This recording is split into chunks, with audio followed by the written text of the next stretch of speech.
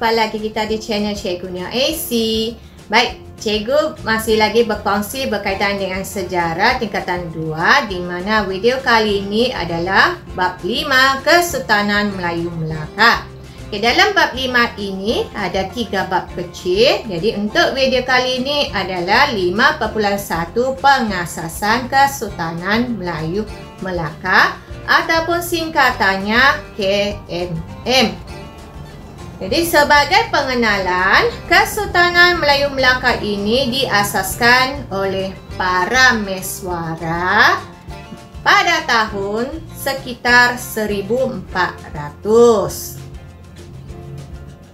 Di bawah tajuk 5.1 ini terdapat lagi sub-sub tajuk yang lain.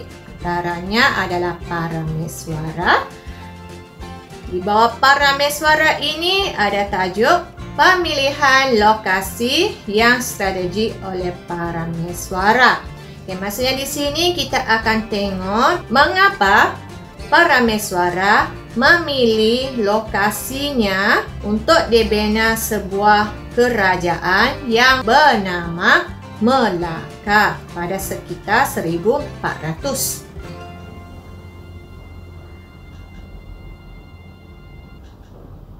Mari kita tengok. Yang ini merupakan gambaran muara sungai Melaka, di mana kerajaan bernama Melaka diasaskan oleh para Meswara. Jadi mari kita tengok pemilihan lokasi yang strategi oleh para Meswara. Yang pertama, lokasi yang dipilih oleh para Meswara adalah terletak di muara sungai Bertam ataupun juga dikenali sebagai Sungai Melaka. Pada masa yang sama, lokasi yang dipilih oleh para Meswara ini sebenarnya merupakan sebuah perkampungan nelayan, di mana perkampungan nelayan ini telah mempunyai tempat berjual beli. Maksudnya ada pedagang yang datang ke perkampungan nelayan tersebut untuk aktiviti jual beli. Selain dari itu, aktiviti pertukaran barang dagangan juga berlaku.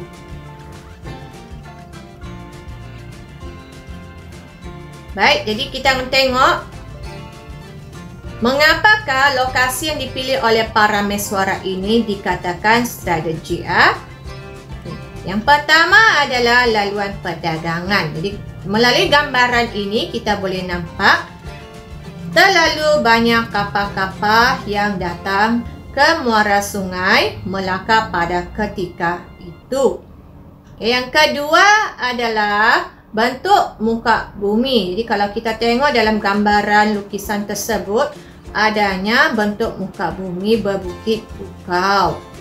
Yang ketiga adalah bentuk muka buminya yang secara semula jadi menjadi benteng pertahanan dengan adanya beberapa jenis tumbuhan semula jadi di pesisir pantai. Yang keempat adalah terlindung daripada angin monsun. Jadi kalau kita tengok dalam gambaran tersebut, muara sungai Melaka ini adalah terlindung daripada angin monsun. Jadi mari kita tengok yang pertama, laluan perdagangan. Baik, ini adalah gambaran laluan kapal dagang di Selat Melaka, di mana kalau kita tengok kapal dagang ini dia melalui Selat Melaka terlalu banyak jumlahnya.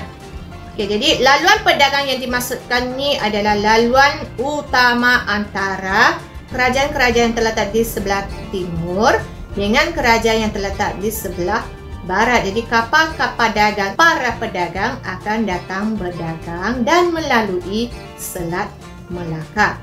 Jadi secara tidak langsung ini dapat mengawal laluan kapal dagang. Yang kedua adalah bentuk muka bumi. Jadi ini adalah gambaran bentuk muka bumi di muara sungai Melaka pada ketika itu. Bentuk muka buminya adalah berbukit. Dengan adanya bukit bukau ini, secara tidak langsung bukit ini boleh dijadikan sebagai benteng pertahanan secara semula jadi melalui kawasan tinggi, kawasan bukit ini, kita dapat melihat kapal-kapal dagang yang melalui Selat Melaka. Selain dari itu, kawasan berbukit juga menjadi panduan kapal dagang, di mana kawasan yang tinggi ini senang untuk dilihat ketika kita berada di laut. Jadi maksudnya sini para pedagang akan jadikan bukit yang tinggi ini sebagai panduan untuk kapal dagang berlabuh terutamanya. Yang ketiga adalah sebagai benteng pertahanan. Lokasi yang dipilih oleh para meswara ini sesuai sangat strategis sebagai benteng pertahanan. Jadi antara tumbuhan semula jadi yang ada di pesisir pantai muara Sungai Melaka adalah pokok bakau dan api-api. Jadi secara semula jadi, pokok bakau dan api-api ini mempunyai akar jenis di mana akarnya ini tidak terbenam sepenuhnya ke dalam tanah. Jadi ini secara tidak langsung menjadi benteng pertahanan. Benteng pertahanan sama ada daripada pihak musuh ataupun daripada ombak. Yang kedua adalah pelindung semula jadi. Pelindung semula jadi ini bermaksud dia dapat mengelakkan daripada hakisan seperti ombak.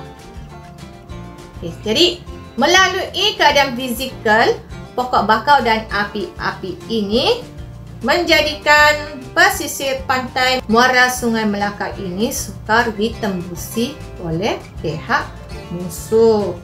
Yang terakhir, mengapa para meswara memilih muara Sungai Melaka adalah terlindung daripada tiupan angin monsun. Yang ini adalah peta di mana peta ini menunjukkan kedudukan Selat Melaka dan juga tiupan angin monsun. Jadi kalau kita tengok Selat Melaka di sini, kemudian ada dua jenis angin monsun yang bertiup. Yang pertama adalah angin monsun timur laut. Kenapa dipanggil monsun timur laut? Mari kita tengok arah mata angin. Jadi mengapa timur laut? Sebab dia bertiup dari timur laut. Jadi senang untuk pelajar ingat, kalau namanya angin monsun timur laut, maksudnya dia bertiup dari timur laut dan menghala ke sebelah barat daya. Jadi kalau angin monsun timur laut sekiranya dia bertiup, terdapat banjaran yang menghalang angin monsun timur laut daripada sampai ke Melaka, iaitu banjaran Titi Wangsa. Sementara untuk monsun barat daya pula, mengapa dipanggil monsun barat daya? Sebab dia bertiup dari barat daya dan terdapat pulau yang menghalang monsun barat daya daripada sampai ke Melaka sepenuhnya adalah Pulau Sumatera. Jadi kalau kita tengok lokasi yang dipilih oleh para meswara ini adalah sangat strategik. Mengapa? Sebab muara sungai di Selat Melakanya ini terlindung daripada tiupan angin monsun. Jadi ini secara tidak langsung membolehkan kapal dagang untuk berlabuh dengan selamat di Pelabuhan Melaka sepanjang masa. Ini menggalakkan kedatangan para pedagang ke Pelabuhan Melaka. Sebagai rumusan, kebijaksanaan para meswara ini sangat dikagumi. Jadi apa yang para meswara buat? Para meswara telah memanfaatkan yang pertama, lokasi yang sangat strategik. Pada masa yang sama, pemilihan lokasi ini, apa yang para meswara nampak adalah dengan menggunakan alam semula jadi bagi memastikan kerajaan yang bakal dibuka oleh para meswara ini boleh bertahan lama dan menjadi terkenal. Akhirnya pemilihan lokasi oleh para meswara ini telah menjadikan Melaka sebagai sebuah pusat perdagangan antara bangsa. Ya baik, cikgu rasa setakat ini saja perkongsian video pada kali ini. Cikgu harap pelajar tidak lupa untuk membuat latihan yang cikgu tinggalkan di deskripsi video ini. Terima kasih kerana menonton. Bye.